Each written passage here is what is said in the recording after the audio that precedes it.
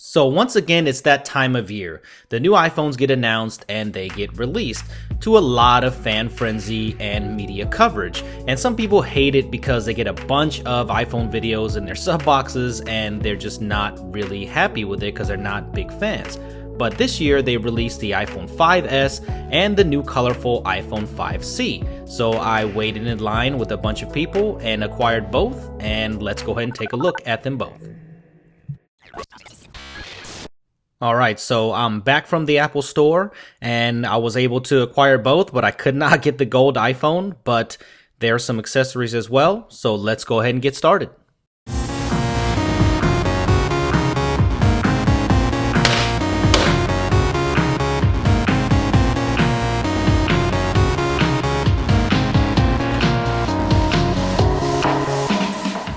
So let's talk about pricing real quick. The iPhone 5C comes at $99 on 2-year contract, and the iPhone 5S comes at $199 on 2-year contract. And depending on the storage capacity, it goes up $100. The iPhone 5C comes in 32 gigabytes at the highest, and the 5S 64 gigabytes at the highest.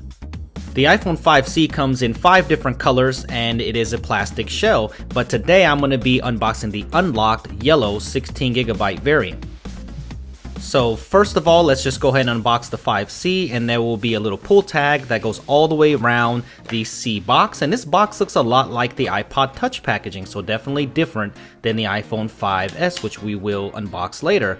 And go ahead and take that sticker off the front, and that is what is holding it on. Just push that tab down in the front and pop open the 5C, and there is the phone right there. But let's go ahead and bring the box back in. So inside the box, you will get the EarPods, which are the Apple branded headphones with inline controls, and you'll get the USB to Lightning connector cord, and you also get the wall plug. So nothing different than we haven't seen in the other packages before. So of course, we need to go ahead and bring that pizza cutter back for the iPhone 5S unboxing, and we'll go ahead and take the plastic right off of here, and let's see what else comes inside this box. And of course, this box looks much different than the 5C box. It's a more traditional box, and there is the iPhone 5S right there. So let's go ahead and take this out of the package, and it's largely unchanged from the iPhone 5, and it looks very similar, but we'll go over all the differences later on in this video. So let's go ahead and see what else comes in this box. So no real surprises here either. You get the USB to Lightning cord, and you get the wall plug, and then you also get the EarPods for your earphones for your brand new 5S. And of course, they wouldn't be Apple products without the Apple stickers themselves, and the unlocked version actually comes with the SIM tools, as you can see there on the right, and the 5C and 5S come with both of their respective get started quick guides, and they're pretty much just a diagram of the devices themselves. Alright, so let's go ahead and take the plastic off of the iPhone 5S, and there they are together. So what are we waiting for? Let's go ahead and boot those up. So I'm going to try to hit these at the exact same time and give you a live boot of these, and then we'll go ahead and give you a spec rundown real quick. The new iPhone 5S comes with their new A7 chip, which is a dual-core 64-bit processing chip, which is a first in the mobile industry, with 1 gigabyte of faster RAM, clocked at 1.3 gigahertz with the M7 coprocessor. So that's an interesting part of their A7 processor, where the iPhone 5C has an A6, which is the same one from the iPhone 5, clocked at 1.2 gigahertz and also with 1 gigabyte of RAM. So not much changes there on the 5C, but many on the 5S.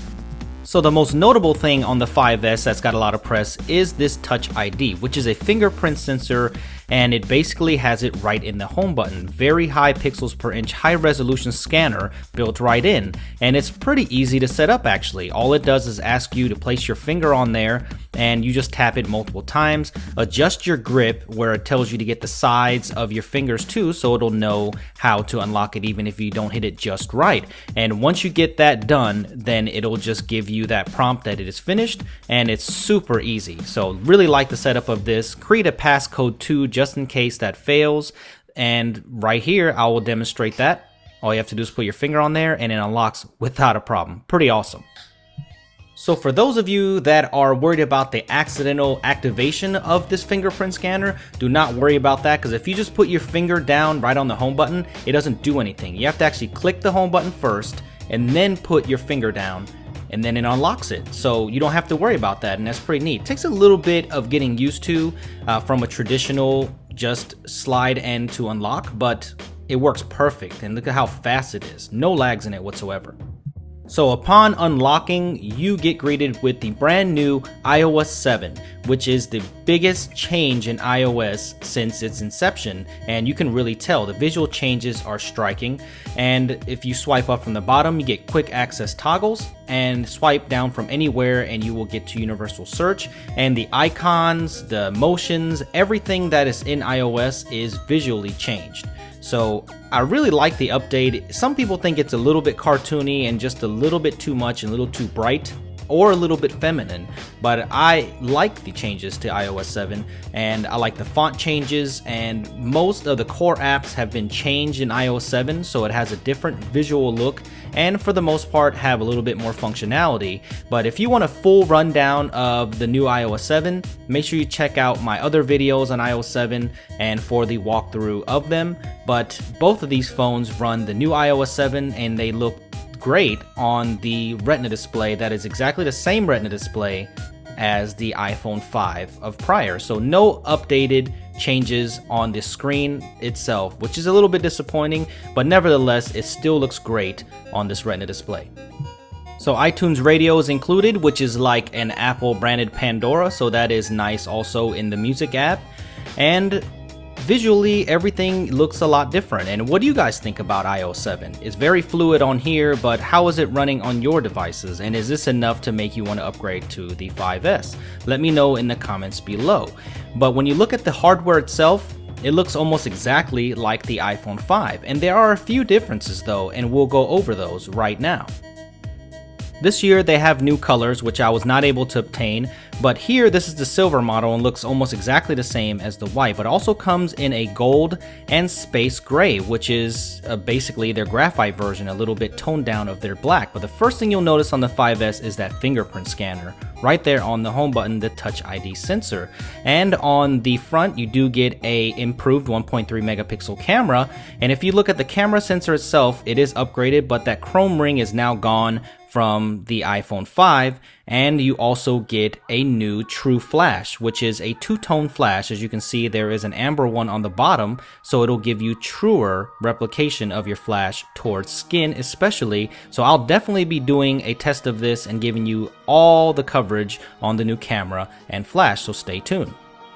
So let's take a look at the 5C, and this is probably the most notable visual difference about the hardware, for it has really bright colors and it just looks different than the iPhones of prior. And you can tell there's a little difference there, just a single speaker 4 drilled hole there, and there's color matching volume rockers and switches, and it just looks visually different than the other iPhones, and I think that's why they're really marketing this more heavily. But it's got the same 8 megapixel camera as the iPhone 5, and it also has some different writing on the bottom where it says iPhone, a little bit thinner font, and that's apparent on both of the phones, so a little bit more in tune with iOS 7. But this case here is very glossy, so you're gonna notice that it's gonna pick up a lot of fingerprints, and it's a little bit slippery too, so be aware of that. But the hardware feels very solid in the hand. It doesn't feel like it's gonna creak or anything, and it feels a little bit harder and different than the other plastics that are out there. But just be aware that it's going to be very slippery and it's gonna pick up a lot of fingerprints. So let's go ahead and take a look at the UI itself. And the UI obviously is iOS 7, and it runs very fluid on here. The exact same things that you will get on the 5S, you will get here on the 5C, except for a few of the camera things, which I will show you later on. And iTunes Radio is also included, and pretty much every feature and visual change of iOS 7 is here on the iPhone 5C, and it's got the same Retina display that you find on the iPhone 5 and the 5S. So really no real huge differences here. The same A6 chip, so pretty much an iPhone 5 with a plastic back. So that's the best way to sum up the iPhone 5C.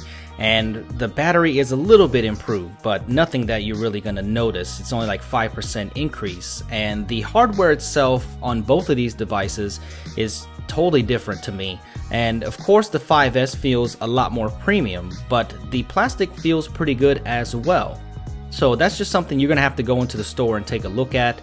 I personally still prefer the 5S over the 5C, but let me know which one that you would pick in the comment section below. So both of these phones use the exact same camera app, but the iPhone 5S has an improved sensor. It has an f2.2 aperture versus the 2.4 aperture on the iPhone 5C, and they both seem to have quick capture and good focus. But if you look at the burst mode itself over here, they're both capable of fast capture, but the burst mode looks like it is exclusive to the 5S. And if you go to the camera roll, then the favorites option is also exclusive to the 5S, where it takes the burst mode pictures and you get to pick your favorite one. So it looks like the 5S has an advantage on the software side, and the slow motion capture on video, the 120 frames per second slow motion video, is exclusive to the 5S. So if you're a big camera buff, you definitely want to go with the 5S. So I will definitely do full tests of both of these cameras and put them side by side, so make sure you subscribe to the channel.